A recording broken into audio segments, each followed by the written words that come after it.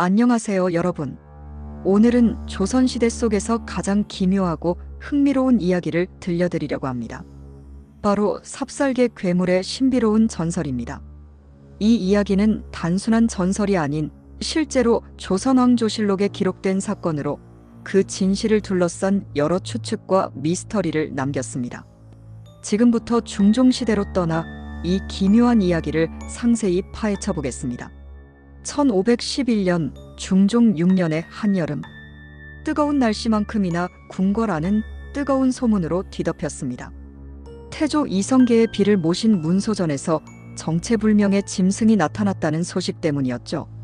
삽살개와 닮은 외모를 가진 이 괴물은 크기가 일반적인 삽살개의 몇 배에 이르렀고 그 민첩함은 병사들의 눈을 피해 사라질 정도였습니다. 첫 목격자인 궁궐의 종은 짐승이 담을 뛰어넘는 모습을 확인했고 이후 궁궐은 이 괴물의 존재를 두고 떠들썩해졌습니다. 이 사건은 단순한 괴이한 짐승의 출현으로 간주되었지만 조선왕조실록에 기록된 바에 따르면 사건은 점점 더 미스터리해졌습니다. 왕은 병사들에게 짐승을 추적하도록 명령했지만 끝내 잡을 수 없었고 그 존재는 사람들 사이에서 괴담처럼 퍼져나갔습니다.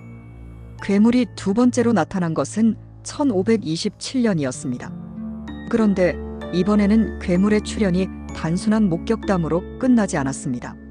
이때는 동궁, 즉 왕세자의 거처 근처에서 사지를 자르고 불에 그을린 쥐가 발견된 끔찍한 사건이 발생했습니다. 이는 명백히 동궁을 저주하기 위한 의도로 여겨졌고 궁궐 내부는 큰 혼란에 빠졌습니다.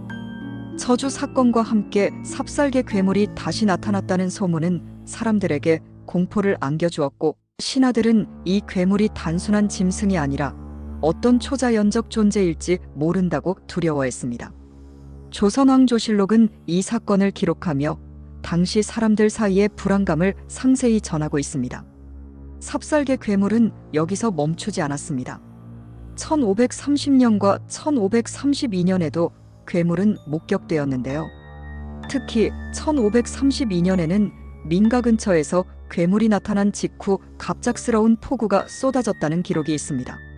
이러한 자연현상은 사람들에게 이 괴물이 단순한 동물이 아니라 불길한 징조라는 믿음을 더욱 심어주었습니다. 1545년 중종이 붕어한 해에는 괴물의 활동이 더욱 두드러졌습니다. 한양거리에서 괴물이 밤마다 출몰하며 그 지나가는 곳은 검은 기운으로 뒤덮였다는 소문이 퍼졌습니다. 사람들은 괴물이 지나가는 소리를 마치 술에 무리가 질주하는 듯한 소리로 묘사하며 두려워했습니다. 중종의 죽음과 괴물의 재등장은 초자연적 징조와 연결지어 해석되었고 백성들 사이에 불안감을 더욱 증폭시켰습니다. 삽살개 괴물의 반복된 등장은 조선시대 사회에 큰 영향을 미쳤습니다. 괴물의 정체를 둘러싼 여러 추측들이 이어졌는데요. 일부 신하들은 이것이 반역이나 음모와 관련된 징조라고 주장했으며 다른 이들은 나라의 위기를 알리는 신호로 믿었습니다. 특히 당시 조선 사회는 종교적 신념과 미신이 강하게 작용하던 시대였기에 초자연적 존재에 대한 두려움은 더욱 컸습니다. 괴물은 끝내 잡히지도 그 정체가 밝혀지지도 않았지만 조선왕조실록에 여러 차례 기록됨으로써 그 신비로움은 후대까지 이어지게 되었습니다. 삽살개 괴물은 단순한 전설이 아니라 실제로 기록된 사건이라는 점에서 그 무게감이 크죠. 삽살개 괴물의 이야기는 조선왕조실록이라는 역사적 문헌에 기록된 실로 기묘하고도 흥미로운 사건입니다. 당시 사람들에게는 두려움의 대상이었겠지만 오늘날 우리에게는 흥미로운 역사적 미스터리로 남아 있습니다. 이 괴물의 정체가 과연 무엇이었을까요? 자연현상, 음모, 혹은 정말 초자연적 존재였을까요?